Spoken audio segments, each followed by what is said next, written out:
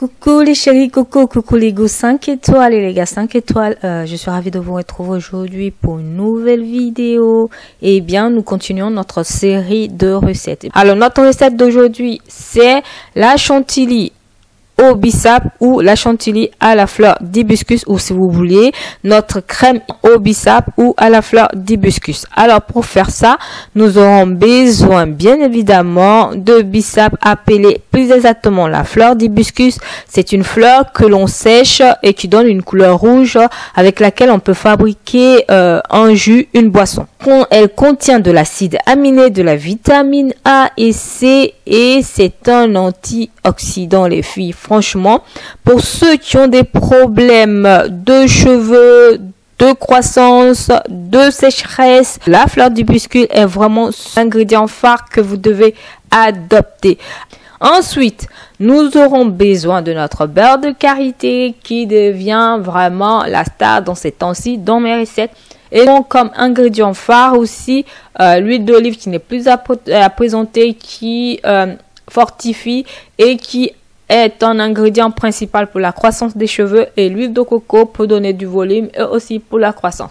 Donc, nous allons commencer notre recette. D'abord, vous allez voir comment nous passons de ça, bien entendu, pour avoir, oui, cette crème onctueuse que vous voyez, pour passer à cette crème rosée, version finale. Dans un bol, nous versons un peu d'eau. Donc, versez une petite quantité parce que vous n'en aurez pas vraiment besoin. Pas la peine d'en mettre trop parce qu'après, ça va forcément rester. Nous avons juste besoin d'une petite quantité.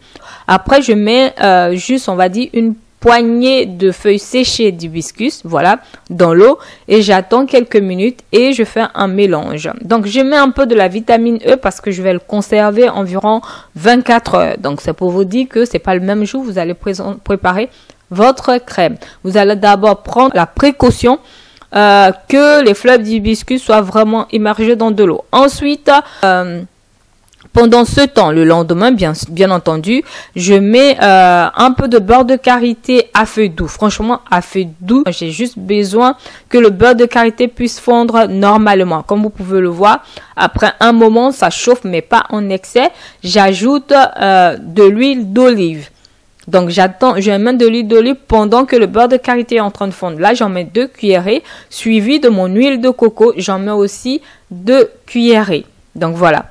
Donc, si vous constatez, j'en ai un peu versé, voilà, mais bon, on a compris le processus. Donc, j'attends que le tout fond à feu doux. Je dis bien à feu doux, s'il vous plaît, parce que c'est une macération à chaud, mais n'empêche que j'ai pas envie que ça perde toutes ses propriétés. Ensuite, quand je sais que tout a fondu et que tout le mélange est fait, j'enlève le mélange et je mets dans un bol. Voilà. Donc, vous versez dans un bol. Quand vous finissez de verser dans un bol, vous attendez quelques instants, de temps que ça se refroidisse un peu. Et vous mettez dans votre frigo. Voilà, vous conservez ça au frais pendant, on va dire, 30 minutes ou 1 heure. Mais ne laissez vraiment pas que ça soit congelé ou trop dur, en fait. Il ne faudrait pas que ça soit trop solide. Après, nous faisons sortir ça. Vous voyez, voilà l'huile, comment c'est devenu. Une belle couleur. Et nous revenons mettre notre jus de bissap que nous avons gardé la veille pendant 24 heures. Donc, nous utilisons, voilà, notre fouet. Vous pouvez utiliser une cuillère, vous pouvez râper un mixeur, peu importe.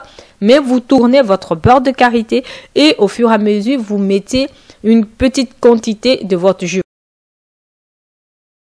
Voilà, j'en mets partout, c'est normal à cause du fouet. Pour la cuillère, je pense que nous n'aurons pas ce petit côté où tout déborde, mais bon, on fait avec.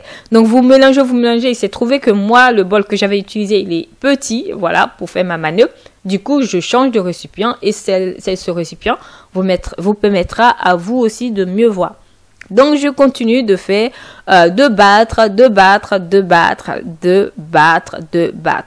Arrivé à un moment, bien entendu, je rajoute un peu de jus de bissap, de fleur d'hibiscus, parce que j'ai envie de ce petit côté rosé et j'ai envie en fait d'avoir plus de jus de bissap pour avoir plus d'effet pour les bienfaits de mes cheveux. J'ai mis de la vitamine E, c'est une option. Vous mettez ou vous ne mettez pas, peu importe, c'est par rapport à la conservation. Mais si vous en faites un peu, vous n'êtes pas obligé de mettre de la vitamine E, mais c'est juste que moi, je vais le conserver pendant un moment. Et voilà le résultat. Donc, tout ça, vous mettez juste dans le bol, dans votre ustensile, enfin, dans ce que vous utilisez pour prendre soin de vos cheveux. Voilà. Et après, voilà, vous avez cette crème vraiment qui est super, super onctueuse, qui sent super bon. Pour les cheveux cassés, c'est le top. Pour faire pousser vos cheveux, c'est le top. Je vous embrasse et je vous dis à bientôt pour les nouvelles vidéos. Et j'espère que les vidéos que je fais vous plaisent énormément.